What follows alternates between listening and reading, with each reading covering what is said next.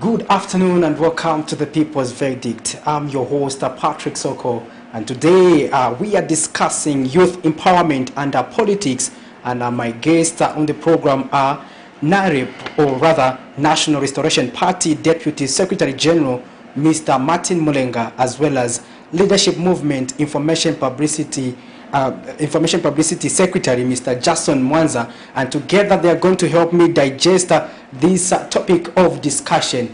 You too, our dear viewers, can join in by giving us your perspective on this program in case you want to join the conversation. Welcome to the program, gentlemen. Thank you. Thank you.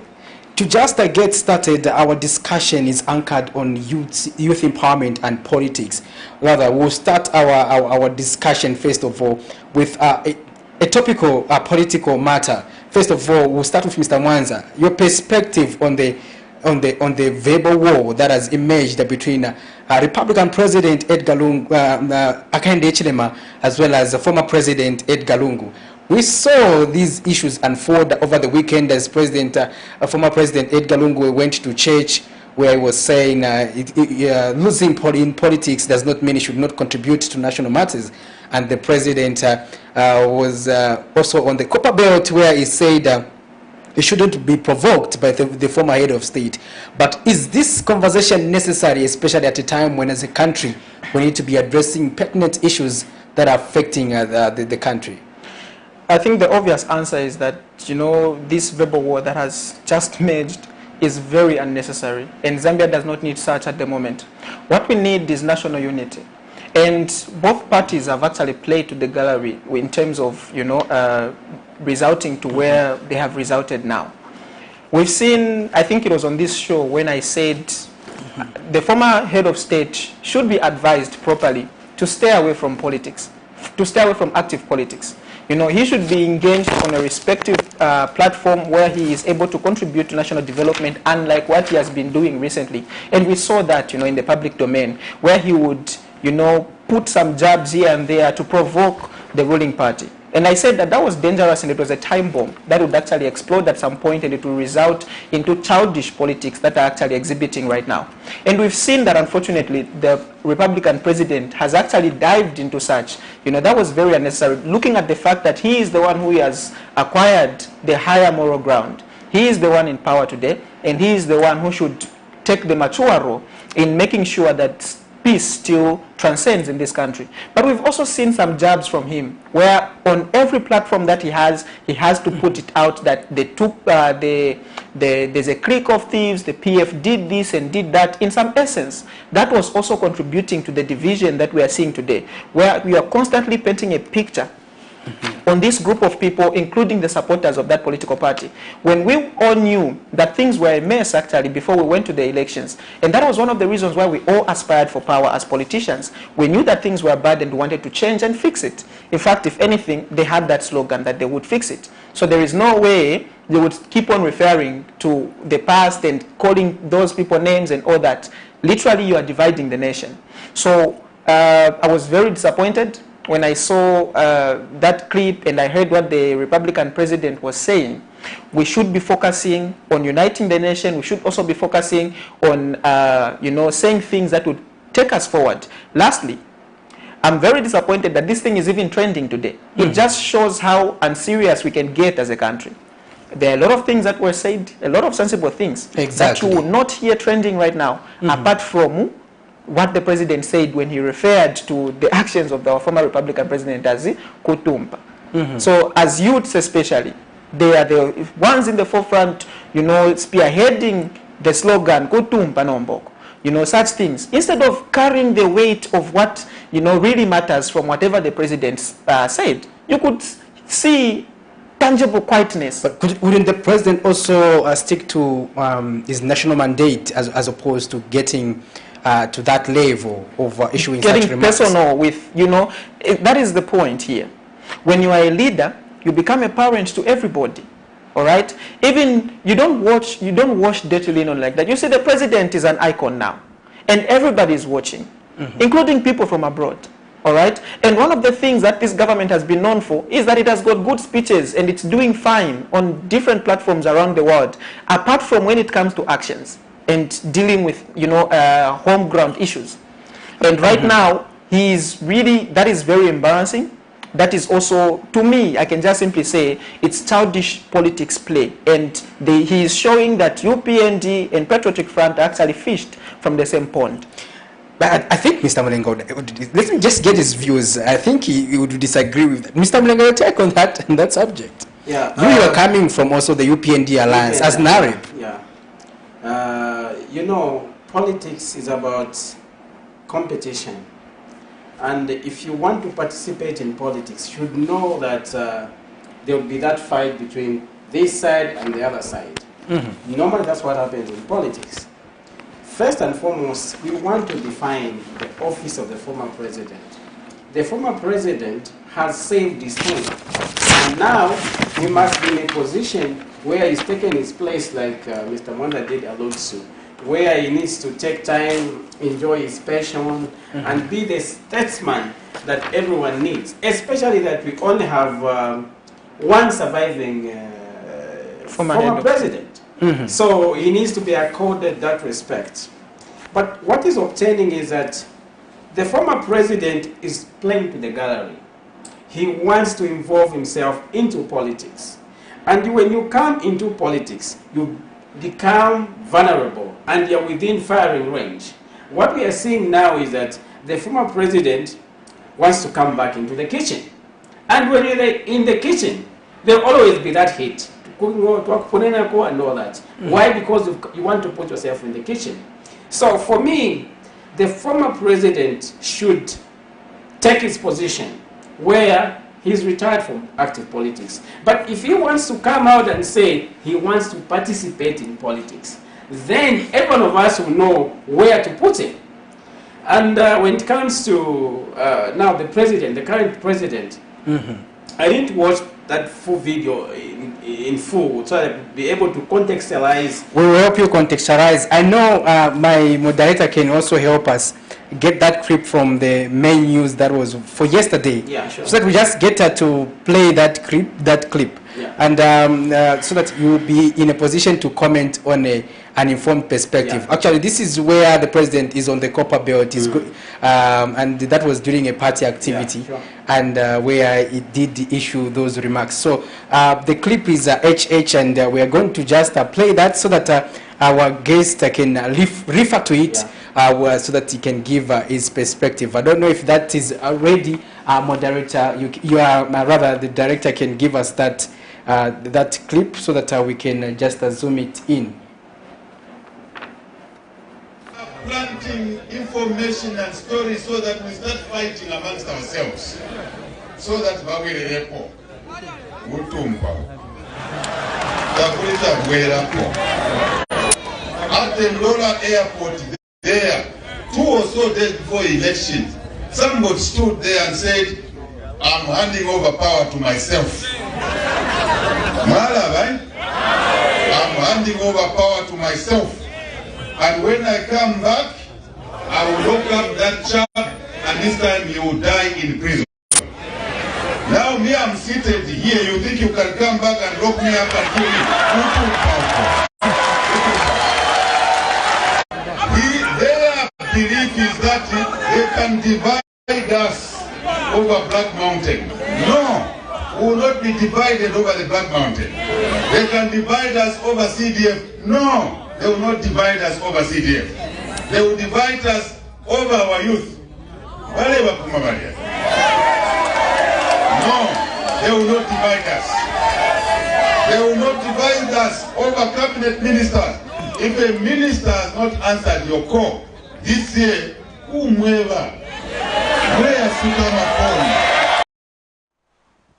well, there you have it. That was the punchline. There is if he wants to come back, and the president was just also echoing what the former president did to him, where he was saying he will be jailed over pertaining to issues pertaining to privatization. Previously, that's when the former president was in office. But first of all, that statement which Edgar Lungu did issue, many Zambians did condemn it because as the head of state, he was not right to issue it. So equally, others have also argued that even him, he has no right because the president protects every citizen.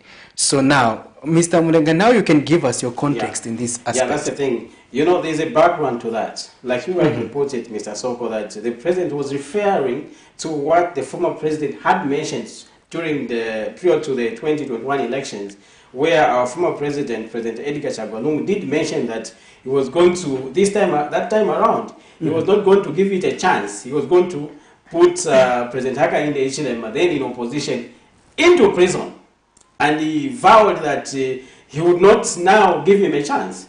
So, you know, that's being provocative by that statement. But now that he's president, he is now referring to the same situation to say, this man, our former Republican president, at some point did this. Now I'm in office.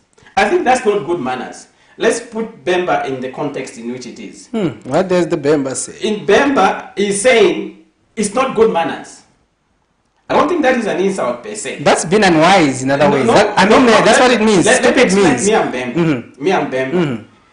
He's saying it's not good enough for me in my position as president, for him to have referred me to say... Stupid means unwise. That's the only synonym. There's no two ways about it. Actually, you know, let's translate Bemba in the manner that it is. What does kutumpa mean?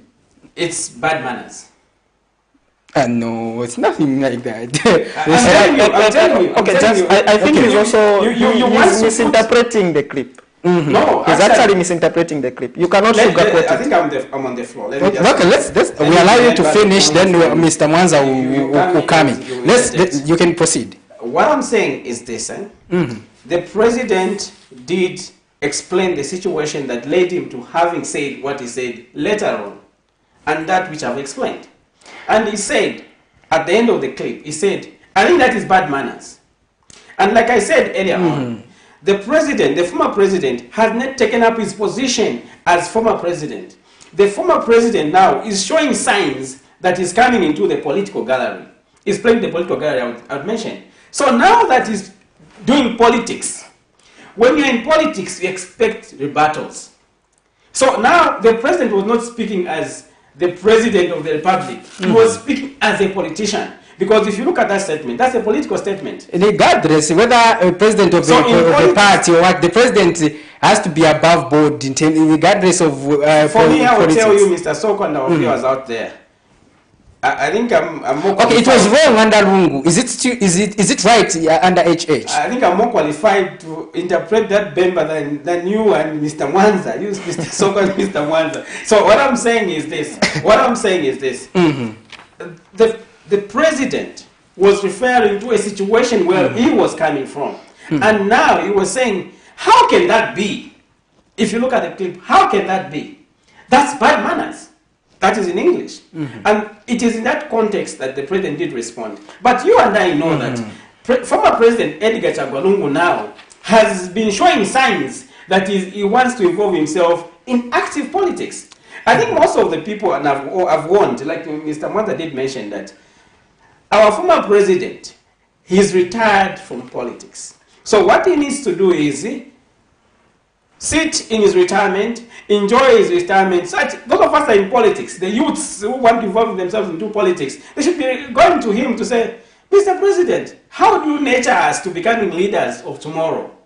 But if he wants to come into politics, I think that is just an aspect of the more things that will come. The recent statement by Mr. Lungu was rather that he lost in politics, but he did not lose his love for worship and going to church. Was there anything wrong with that? In that statement, there's nothing wrong. But you know, when someone is saying something, get to understand what they're not saying also. Mr. Lungu has portrayed a picture that he wants to woo people to his side. And this is not the first appearance. He was in Matero. What statement did he issue in Matero? Purely a political statement in Matero. And he said, Mao Sampa, nali mipera, apano mbanga mupero omuntu. In what capacity will President Edgar Chagwa, former President Edgar Chagwa, be able to give them a person? And he even gave an example to say, there is a person that I have, not Mao Sampa. That in itself is political. So, from one statement to the other. But when one is responding to those issues, he will respond probably at the same time. Your perspective has been gotten, Mr. Mulenga. Yes. Now, the question is that, does that also reflect in national building, like the aspiration of the UPND? I would not be able to speak for the UPND, but I would But speak as a country, because because this government also is keen to ensure national building. Yes. But if you look at these such statements, do they help us in terms of healing as a country? Actually, this country, like you really referred to, needs a lot of healing, because we are coming from a situation where we had politics of thuggery, where we lost lives, and we saw how people were being hacked by pangas. If you're wearing a red T-shirt, we saw that. The Zambians have not forgotten. Under the leadership of former President Edgar Chagwa, how people were literally living in fear that nobody was able to wear a red T-shirt. Even in studios, you are not spared, because these UPND, these PF thugs were able to just come in and disturb your programmings. And you know, having come from this background, we are saying, let's build this country together. But if we need to build this country together, the very people that did harm us, the PF, want to show signs, and they are calling it rebranding, using the very people, President Edgar Chagwa, the Kampyongos, and everyone else, to come to us to say they want to come and involve themselves into politics. Who are we not to respond to them? And the good thing about politics is that once, even me, if I come into I'm active in politics, I would expect Bamwanza to respond to me, because I'm in politics. And that is just fair. So if President Edgar Chagwa wants to be trotting from one church to the other and want to go to the ACC, make this political statement, let him be assured that he will not be spared. And that is just probably a tip of an iceberg of the many things that might just come. That I can Last on this subject, Mr. Mwanza, does that reflect national building, what we are seeing from our leaders? Of course not. You see, we've lost our motto, and that is the problem. And we are able to see this reflect in many spheres. Just during youth celebrations, there was violence that was reported. And very disappointing is that the media was quoting the National Youth Chairperson of the UPND as being unaware of the violence that had been reported between the Patriotic Front and UPND. And that should go to the youths to show you that these people don't care about you. Because when you are hurt in those situations, they will come and say we are unaware. They will come and denounce you. When actually violence was there, all right? It happened during a day that we were supposed to be celebrating, commemorating, and coming together as young people, all right? So it doesn't show national unity at all. You see, One Zambia, One Nation is an umbrella under which we must all live, where we are able to identify one another as Zambians before we are able to identify one another as, politicians, tribal men and all that. We're first supposed to be called Zambians from inwards. And this is the same energy that drove independence in this country. When our forefathers were fighting as one, regardless of tribe and wherever they were coming from, the goal was to chase the colonial masters so that we should be liberated and we should start fighting towards the same. Coming to what happened, let me just emphasize, we cannot sugarcoat it, and that's the truth. All right, hypocrisy will always be revealed in due time. I've always been stating, Patriotic Front and UPND are actually just one and the same, literally. Because the signs that you saw in the Patriotic Front are literally the same signs that you saw that you are seeing in UPND.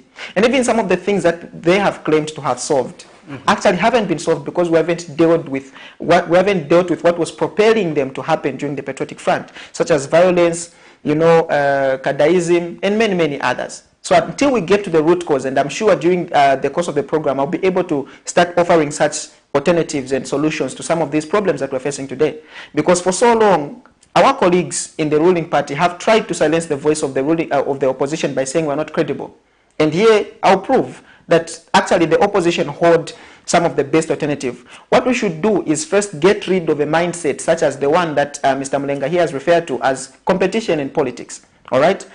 You see, multi-party democracy means different political parties working together after an election. You understand? When a ruling party makes a decision, you're making a decision for everybody. And you should be mindful that one of the days you leave power. And you should know that some other political party would take power and they shouldn't start from scratch.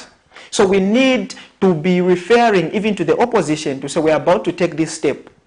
Is it going to be good enough to sustain Zambia and to still be around in the long run, so that we should work together for the future generations that are to come? But if we're going to take it personal and say for the sake of competition, if this person comes at me personally, I'll also go at them personally, it reflects oneness, especially in terms of the mindset. And this is why I keep on saying UPND and Patriotic Front are the same. And it is being reviewed.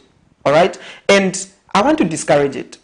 I want to discourage it. We are one Zambia and one nation. What we should be talking about right now is having UPND produce a blueprint as to where they are going to get jobs that they promised the young people, as to where they are going to get the money to revamp our economy as they promised the Zambian people. Why are they not lifting the cost of living or the lives of the Zambian people, just like the president lifted Super Kena, in the Copper Belt? Let him also lift our, our livelihood as Zambian people. All right, those are things that we should be talking about. We cannot be focusing on personalities. This is why it goes in many spheres and you're able to see it. The fight against corruption, tied to individuals and personalities. You heard recently that they had closed the lodge in Ibex because they believed that it belonged to the former Republican president. And when they heard that it didn't belong to him, they released it. When the fight against corruption should be because they believed that a certain property was acquired via means of corruption, not because it belonged to an individual. So if they want to practice politics of going after one another, as Leadership Movement Party, we stand out and say there is a way things can be done better. So it doesn't speak to national unity at all. Mr. Mulenga, now getting to other nitty-gritties of the topic of discussion pertaining to young people in the country. Let us look at youth empowerment. Is it a reality under UPND? Because it has been highly pronounced, based on your assessment, as being also part of the UPND alliance. I think for the first time, I think Zambians are aware that this country is almost decentralized, where we have financially, yes, where we have money now being channeled into constituencies to the CDF, which has been upped to almost 28 million. That in itself creates a pool from which youths, women, and every one of us can tap in terms of projects. Of late, we've seen that there's so much employment being created by this new Dawn government. Although my young brother here has not seen that over 40,000 teachers have been employed. Though my young brother here hasn't seen that over 5,000 probably people in the army to be employed. But the fact is, a lot of people have been employed, especially in government. So what this government is doing is that having created a pool where people are getting jobs, this in itself will mean a lot of things. Number one, the free education policy has allowed youths to become more innovative because we've got so many people getting into enrollment. The numbers are going up. This has created an opportunity for youths to engage into making of desks. Some youths become so innovative, they are thinking of doing block making businesses through the cooperatives and all that. And we've also seen that the CEC now have pushed in a lot of resources into youth empowerment. All these are opportunities the youths need to tap in from. And the good thing is that this time around, it's non-selective. Whether you are National Leadership Movement, you are NAREP, you are UPND, whatever political party, you'll be able to apply and be given an opportunity to get the funding, which is just good for the country. But no, we need to understand where we are coming from. Those opportunities weren't there. What we need to do is, those of us that are leaders, sensitize our people, our youths in Kamanga and all those compounds to say, this is how you need to apply. Because others don't know how to apply. So we need to help them so that they can benefit from these opportunities that have been created. And I must mention that the way we are today can never be compared in any way in the manner that we used to live under the PF. Because under the PF, my young brother is saying, the way the new Dawn government is and the PF they are identical. Let me explain. Let me explain. Under the PF regime, we have got over 15 people that died out of political violence. Those are facts, which my young brother here is able to attest to. I can equally ask you, from the time the New Dawn government came into power, how many have lost their lives out of political violence? I would say for me, from where I'm sitting here, there is none. So I mean that there's a shift. But of course... Others would argue that it may be too early. No. Under the leadership of the PF, 1 year, 6 months, let's go back, the leadership of President Edgar Chagwa, how many people died? When Mapanzi in Mtendere, I've lived in Munani constituency. Many lives were lost out of political violence. In Chawama, I can go on and on mentioning the number of people that lost lives out of political violence. But today, let's be proud of ourselves. None of our youths today have lost their lives out of political violence. Meaning that if violence was at 80% or 90%, if we've got pockets of violence today, then we'll put it below 10%. And you cannot say 10% and 90% can be the same. Let's be realistic. We are in the right direction. What we need to do is, from the gains that we are making, how then do we put our heads together to even do better as a nation so that our youths can participate in the national affairs of this country? Interesting. Well, our dear viewers, you are watching The People's Verdict, and in conversation we are discussing the issue of youth empowerment and politics. In studio, I have the National Restoration Party Deputy Secretary General, Mr. Martin Mulenga, as well as the Leadership Movement Information Publicity Secretary, Jason Mwanza. And in case you also want to join this conversation, you can do so by calling us, as well as leaving us a message on our Facebook page, as well as on our YouTube. We are streaming live on those platforms. And just to proceed from where Mr. Mulenga has left from, I want to get the perspective of Mr. Mwanza. Do you agree with whatever Mr. Mulenga suggested, and that you are not you are deliberately not paying attention to the job creation agenda that the UPND has steered? He also cited the employment of teachers and health practitioners and the men and women in uniform in the defense wings. Are you deliberately not paying attention and choose to criticize the UPND administration? You know, funny enough, the UPND claim, you know, they don't have enough time. They are being judged too quickly when you talk about national development. Apart from what he's referring to as violence, all right? For them now, it's no longer too early to judge them. We can judge them based on, you know, what has happened, you know, when it talks about violence. But when you talk about national development, it will always be too early, all right? I think that's clever. But then, for the sake of the question that you've asked me, as Leadership Movement Party, we've never been ignorant to the jobs that the UPND have created. In fact, we were in the forefront advising the UPND not to go ahead with those jobs that they were creating. Why? Because those are secondary jobs that are consumptive, all right?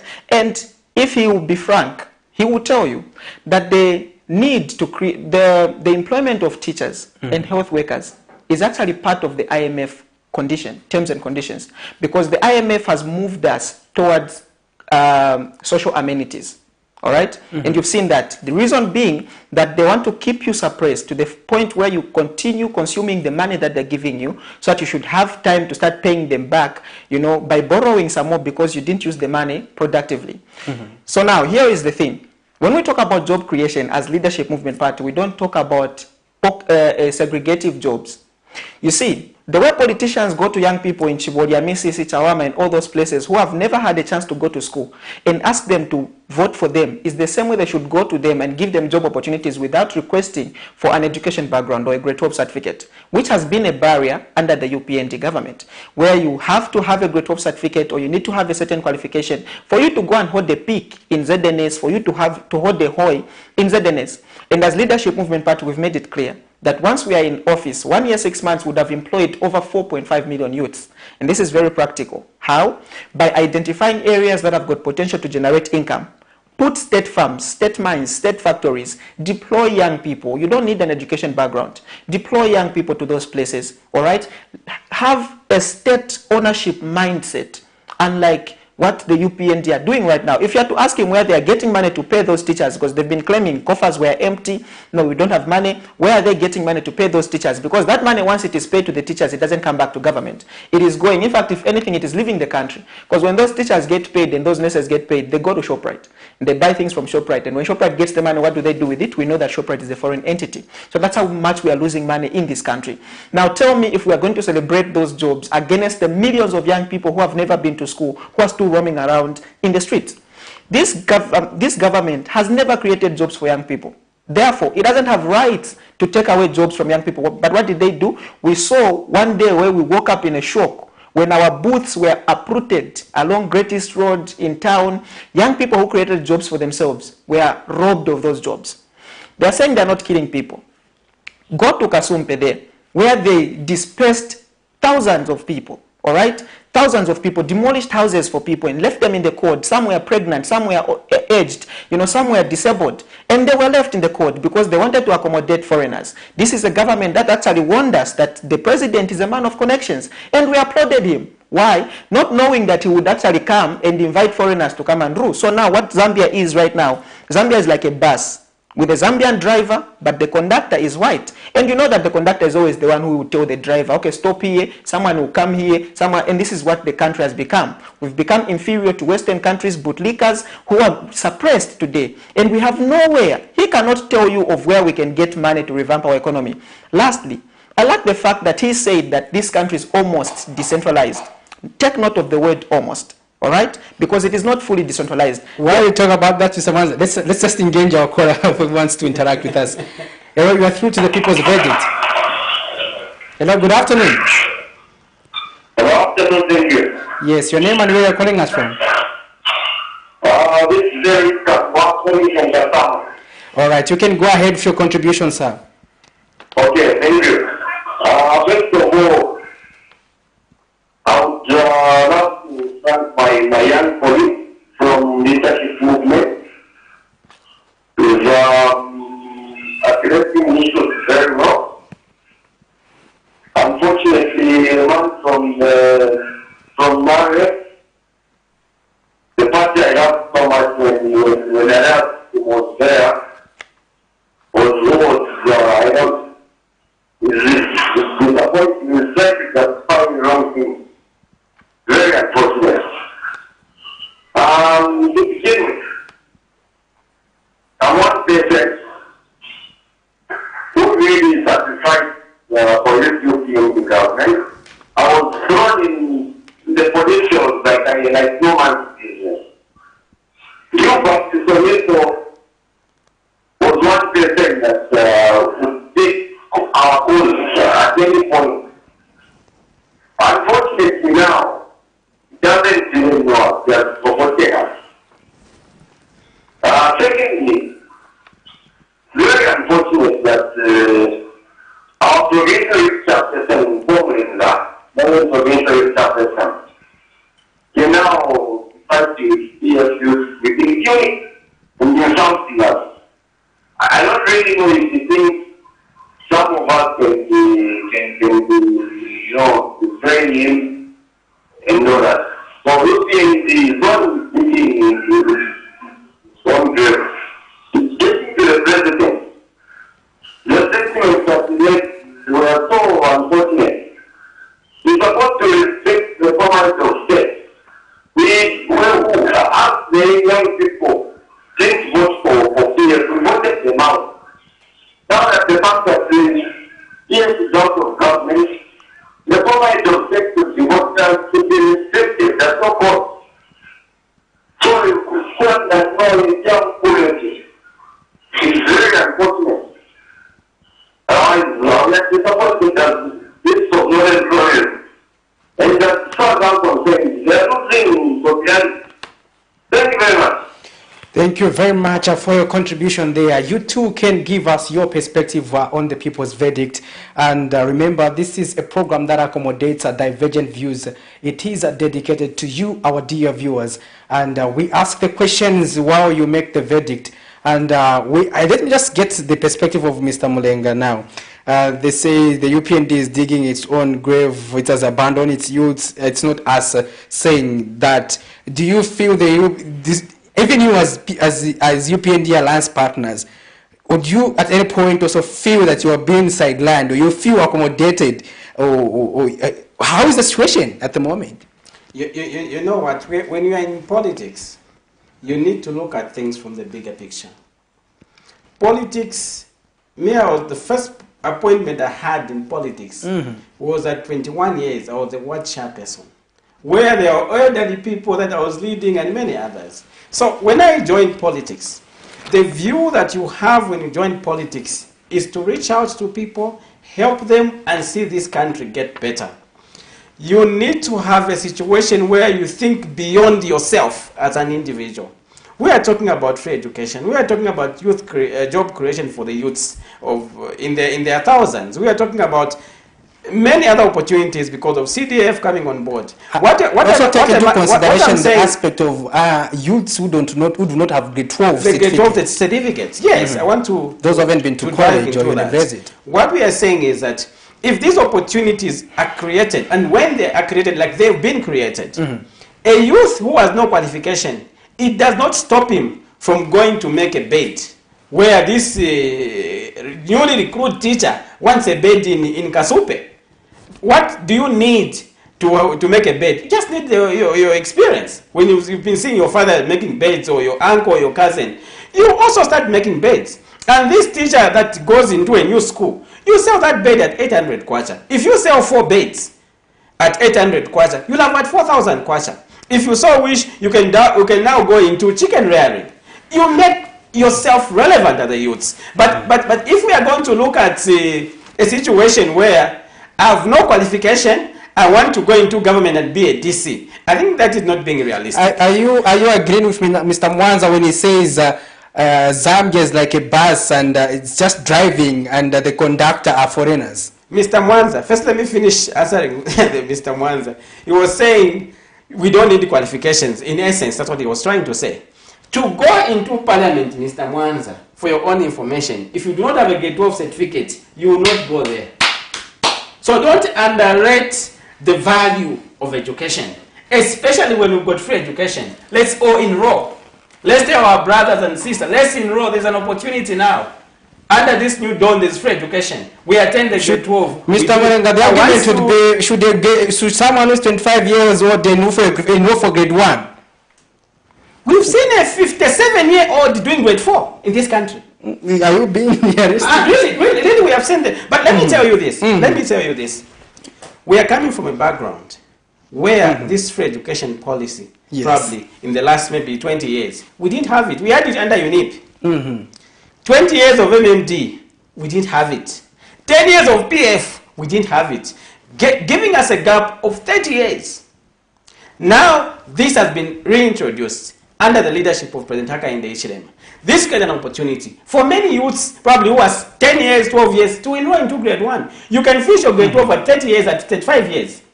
Even rewriting now, you can go and resit for your exams. So let's not underestimate these good things that we've been given.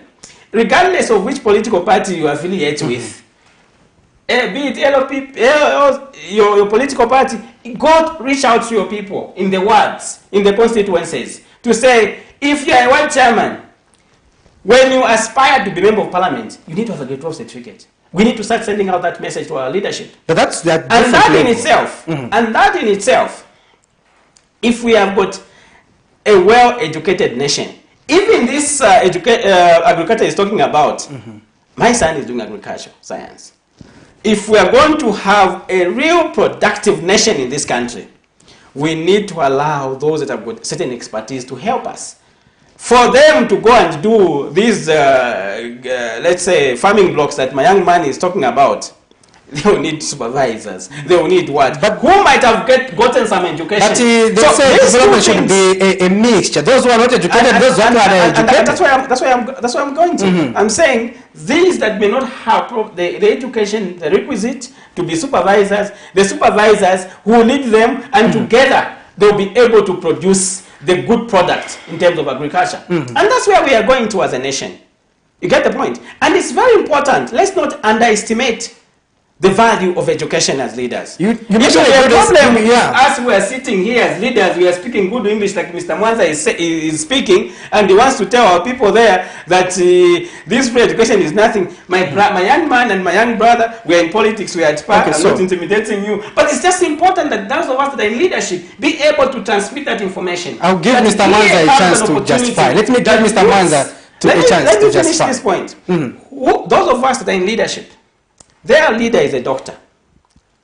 You get the point? A very young man, vibrant young man, who has done his best in education.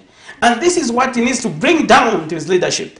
You can't be National Executive Committee member. You don't even have a grade 7 certificate. How are you going to interpret those minutes? How are you going to interpret the manifesto of the political party that you want to come and explain on TV? It will be impossible. Mr. Mwanza, justify your point as Mr. Mulenga is criticizing your perspective there.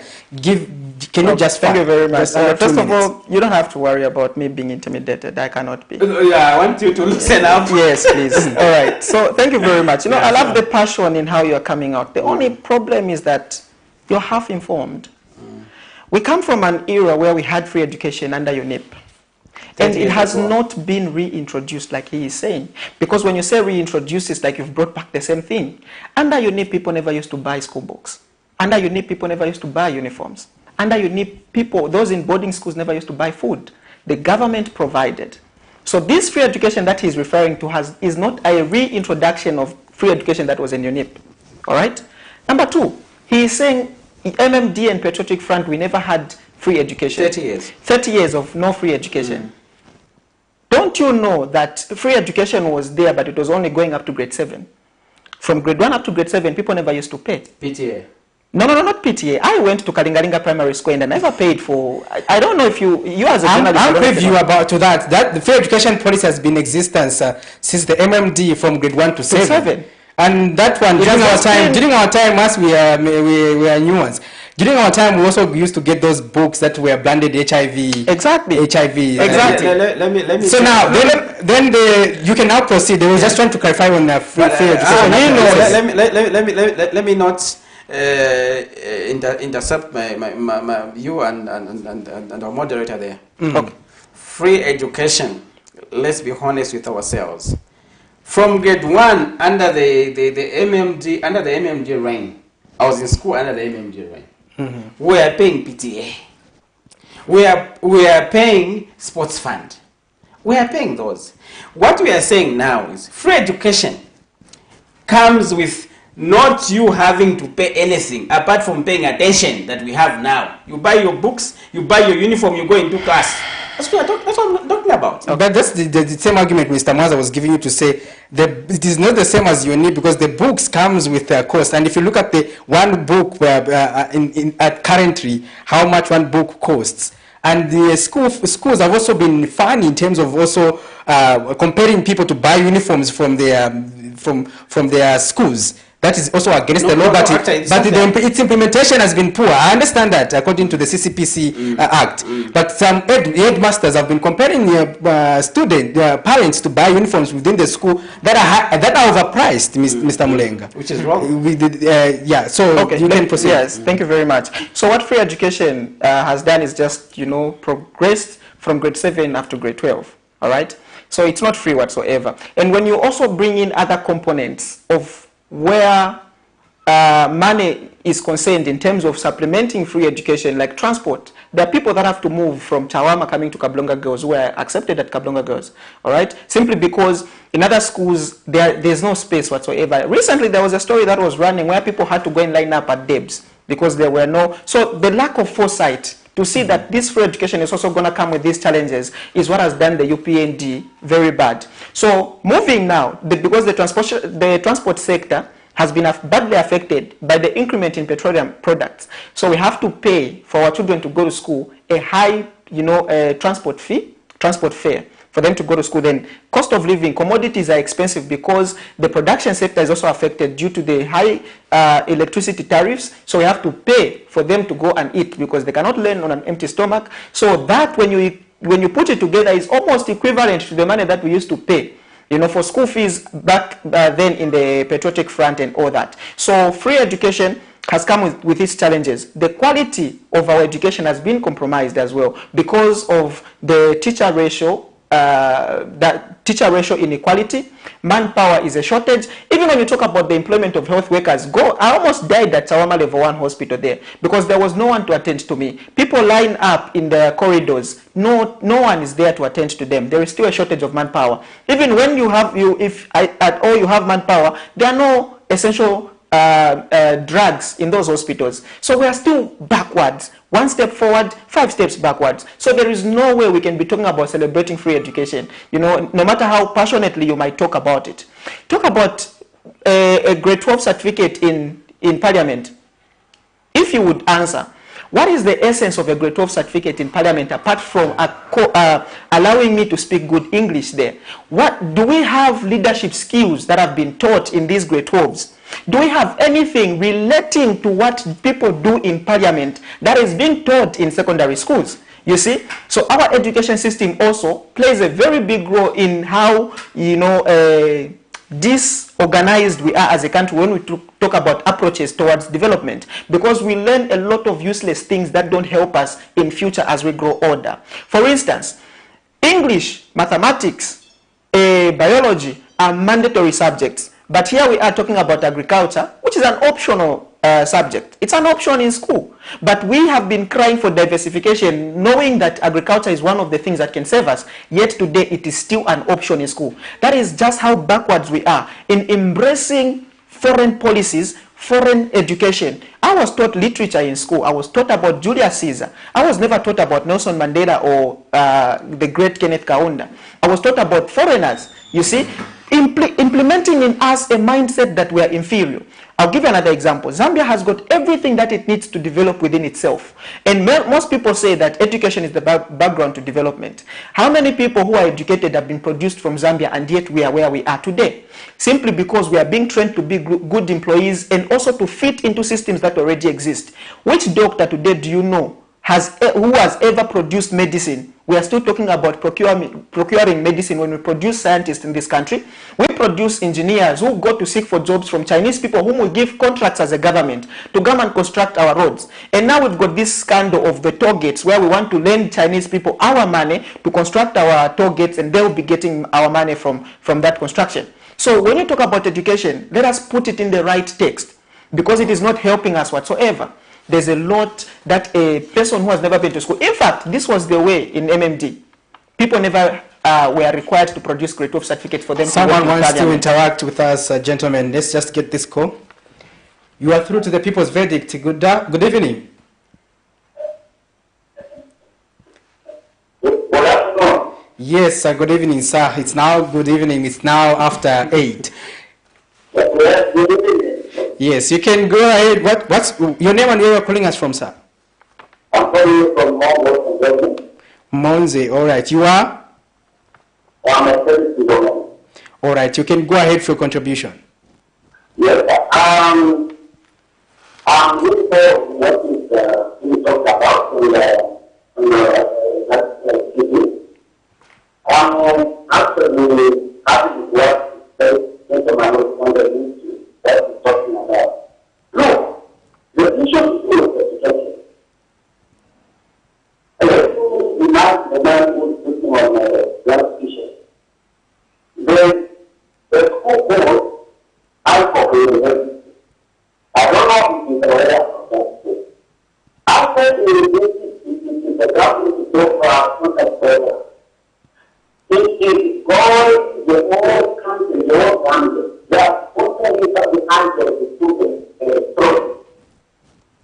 Last year, 2022, they sponsored this 500 students at home.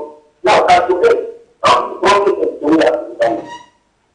This year, 2023, they sponsored again 500 students.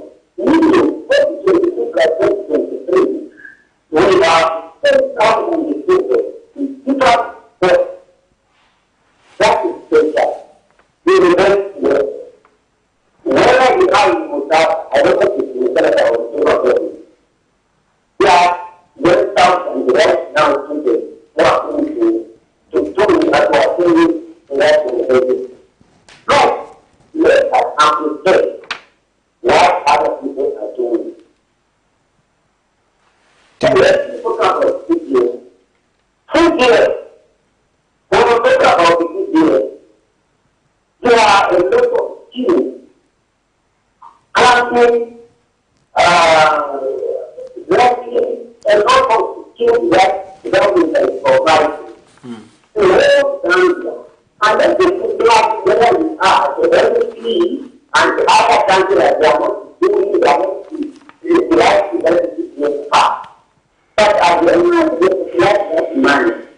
You who are on the ground, not people who are educated. You are not able to give the money to go to school. Look at the people in Tanzania. Look at the people from the Kenya. Look at the people from Sudan. Look at what the people who are not afford to talk at themselves.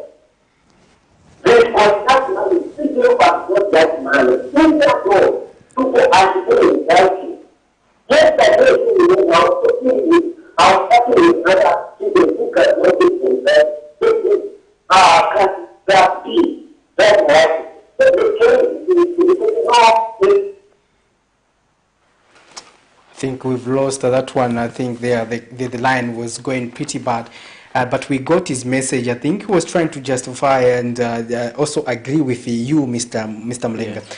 And I know the conversation is going on well, but time is also not on our side. But we have to also look at these pertinent issues. First of all, Mr. Mlenga, give me your perspective on before I get Mr. Mwanza's perspective, give me your perspective on the aspect of what do you think should be done for us as a country to really say we have well empowered our young people, and what should be done? Or if you are happy with the current interventions, you can state and advise on how young people can utilize before I get the perspective of Mr. Mwanza. I think as National Restoration Party, we feel that there is always a starting point, and the starting point is now. Here is a situation where we now have an environment where we can do a lot of things. Let's seize these opportunities. Let's not have a negative mindset about our own nation. Let's not have a negative mindset about what government is doing vis-a-vis empowerment of youths. What we need to do is be searching as a youth. Don't look at things to say, when the national movement, when NAREP comes into power, here's an opportunity. As a youth, I would urge you to go out, explore opportunities. If it's bleak layering, with this CDF, get involved. Ask your colleagues, how then can we put ourselves together, form a cooperative, and start bleak layering lessons, whether I have a grade 12 or not grade 12 certificate. If it's plumbing, if it's carpentry, with this opportunity that we have under CDF, how do I engage ourselves into this? So us who are in leadership, let's look at things from the negative perspective. Let's not be pessimistic of these opportunities. Let's create an environment where we reach out to our people in Kalingalinga, regardless of their political affiliation, to say, guys, form up a cooperative, form up a youth club. Let's see how we can participate with the opportunities that have been created. Form a company, form an NGO. If you are able to form an NGO that to do with probably leadership issues, form an NGO, go and reach out to other youths, be able to teach them something. By so doing, we are going to have a better nation. But if all the youths will venture into issues that are unproductive, where you want to go beer drinking, illicit behavior, and all that, this nation will be doomed. Regardless of which political party comes into power, if our youths will take time into drinking alcohol, today, I'm glad Mr. Mwanza, who is so youthful, a young man, I'm with him here, I'm enjoying his debate. That's what we need. We need youths to get involved in the affairs of this nation. And this is what we need to promote. Mr. Mwanza, when he goes out to his youth, he says, I was on TV, I was explaining how we can work together. How then do we tap from these opportunities? And we'll see more and more youths taking over from ourselves. Because all of us are getting tired. You can never be a leader in politics for 30 years. It's not possible. We need to leave the mantle to our youths. And for me, and our National Association Party, we don't believe in saying, imiti kula empanga, meaning that we should always be telling them, no, you'll be the forest of tomorrow. No, we need to have them involved. No wonder we saw what happened last week where the president called in the youths from different political parties, encouraging them to participate in the affairs of this country. And we are urging our youths, let's get involved. Be it politics, be it football, whatever that you can as a youth, get involved. Here's an environment that has been created under the leadership of President Hakainde Hichilema. Let's utilize it. Let's get involved. Get involved is the message that Mr. Mlenga has given to the young people. And let me just get the perspective of leadership movement from Mr. Mwanza. Mr. Mwanza, given an opportunity, what would you suggest should be the way forward to safeguard the plight of young people in the country? First of all, I think the issue of CDF is really, really being misinterpreted. CDF is Community Development Fund. Community Development Fund, not Citizen Empowerment Fund. There's no provision under CDF that calls for empowerment. There are sectors that are mandated with the responsibility of empowering youths. All right? We have sectors that have to do that, not CDF. CDF is primarily meant to develop the constituency. Okay? And when you talk about individuals, I was just doing a quick calculation here, because the UPND have tied development to cooperatives. Just here in Kalingalinga, you've got over 48,000 people. And cooperative consists of 20 people. So if you are to form cooperatives, you know how many cooperatives that would be? 2,400 cooperatives. 2,400 cooperatives. And you have, if you are to talk about development under CTF, then you have to make sure that nobody is left behind. Everybody is supposed to form a cooperative at some point. If you are to equalize development, that would come from CDF in form of, empowerment. That is literally impossible and unrealistic, according to the respect of time, and also according to the respect of knowledge that people have on how to form these cooperatives. Number two, those that have been beneficiaries of CDF have benefited on the ground that they are patriotic to the UPND.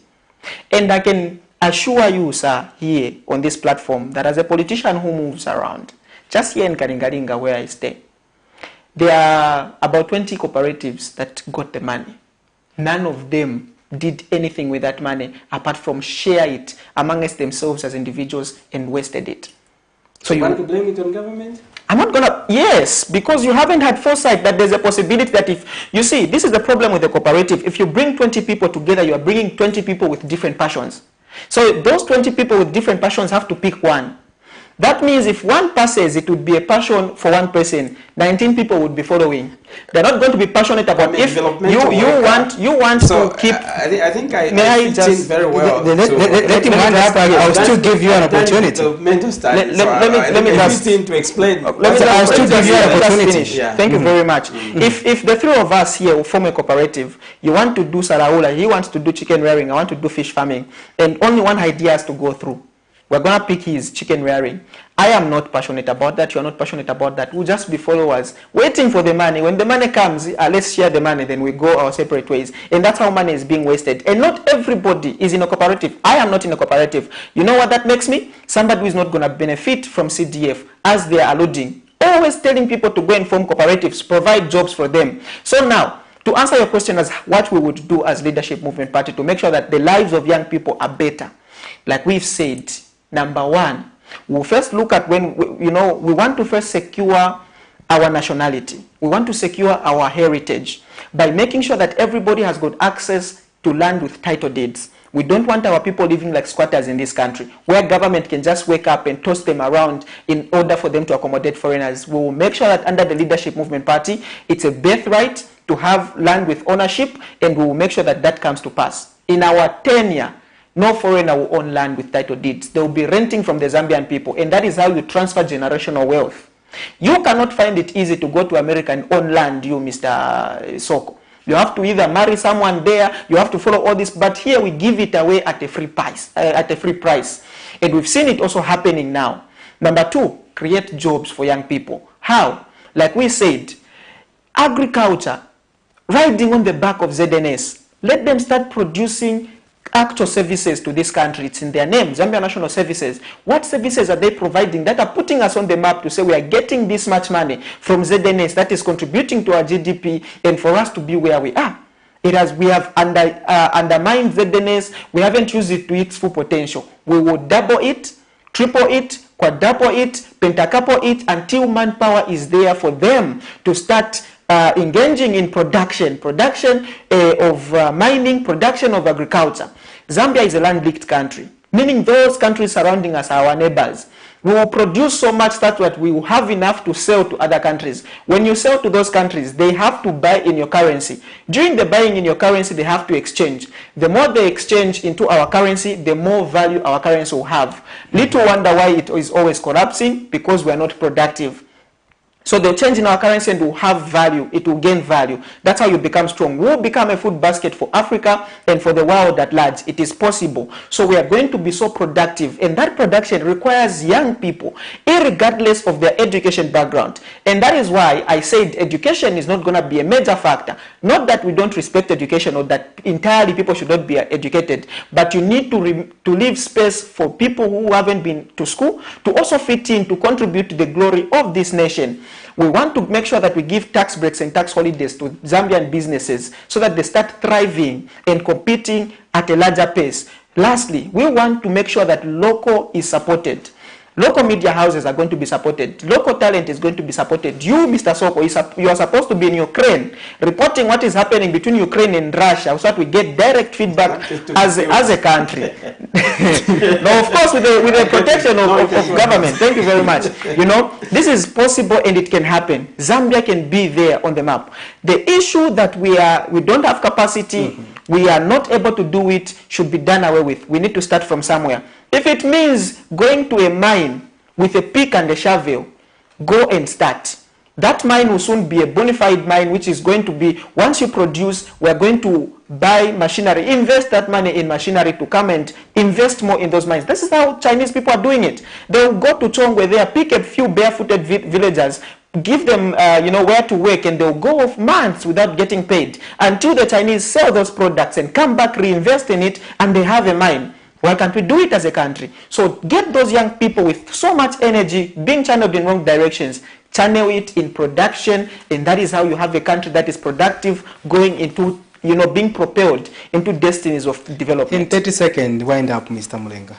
I'm very grateful that we have youths that are involved in the leadership of politics, like our young man, Mr. Mwanza here, and this must be encouraged. As a nation, we need youth to participate, and we want to encourage our youths not to indulge themselves into issues of violence and issues to do with illicit sex and all that. Here is an opportunity. We have a leadership in place that wants to allow you to unleash your potential. And President Hakainde Hichilema, I think, is one person that wants to make sure the youths are given an opportunity to thrive in what they are good at. And here comes an opportunity for them. Get involved and be assured that you'll be supported with what has been given, where CDF has gone up, where we have CEC able to dish out money to those that are able to do projects. Here comes a leadership that wants to help you. And we encourage our youths, let them not look at things from the political perspective all the time. These issues to do with development have got no political affiliation. They are for all of us as Zambians. Let's get started, and this is an opportunity under the able leadership of President Hakainde Hichilema. 30 seconds, Mr. Mwanza. Thank you very much. First of all, thank you, Camnet, for accommodating Leadership Movement Party. And also, I would like to thank the able leadership of Dr. Richard Silumbe for continuing giving us an opportunity as young people to speak out. I think this is one of the political parties that has been consistent in giving platforms to young people to air out their views, and also this is evidenced by how much we participate in by-elections. Most young people are seen on the platform, all right, and this should be encouraged, like my elder brother here has alluded to. This should be encouraged, and let's keep on supporting Leadership Movement Party and Dr. Richard Silumbe. Join the bandwagon that has a vision to change mindsets of the Zambian people, where we will have a country that will look beyond the pockets of political aspirants and hold them accountable for their ideologies and beliefs. Thank you very much, gentlemen, for gracing our screens We hope you will be available when we call on you once again.